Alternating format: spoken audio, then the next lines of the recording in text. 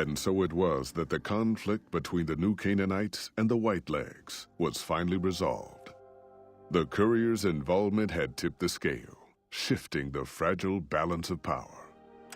Despite their defeat at Three Marys and the death of their war chief, the Whitelegs were determined to pursue the other New Canaanites. But when they finally tracked down their prey in Colorado, they discovered the tables had been turned. The Whitelegs who survived the New Canaanites' ambushes were hunted down by dead horses before they could reach the safety of the Great Salt Lake.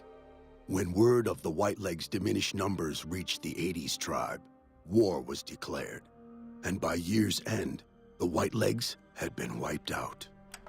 The Sorrows fought beside Joshua Graham and the dead horses, eradicating the threat the Whitelegs posed to Zion. When the courier and Joshua Graham felled Salt upon Wounds, their victory was celebrated with a great feast.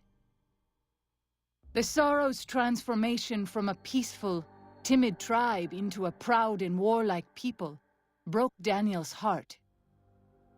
He tried to take solace in the knowledge that they would remain in Zion, but it was a small comfort.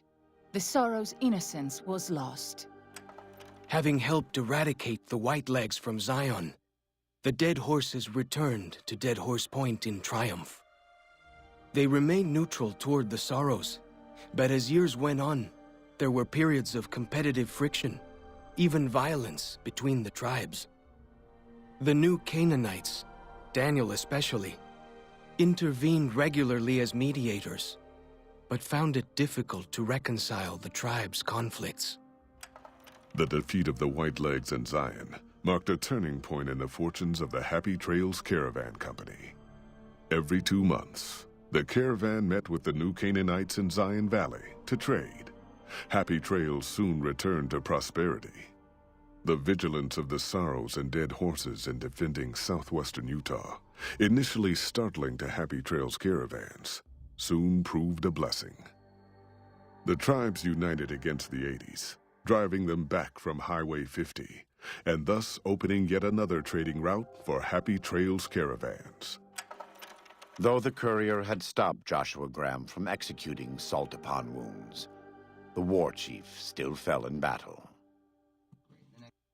The Whitelegs defeated at Three Marys, Joshua led the Sorrows and dead horses in tending to their comrades and burning the corpses of their foes.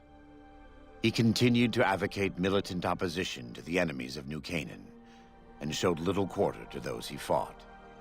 And yet he was changed. He no longer reveled in the brutality and cruelty for which he had been known in his former life. His inner demons, if not extinguished, were at the least appeased. For years after the defeat of the Whitelegs, Daniel did his best to minister to the Sorrows' spiritual needs. Try as he might, he could not hold back the tribe's increasing militancy and reverence of Joshua Graham. Demoralized, he returned to his family and Dead Horse Point. His failures haunted him for the rest of his days. And with that, the courier walked out of the history of the tribes of Zion and back to the gathering storm of the Mojave wasteland.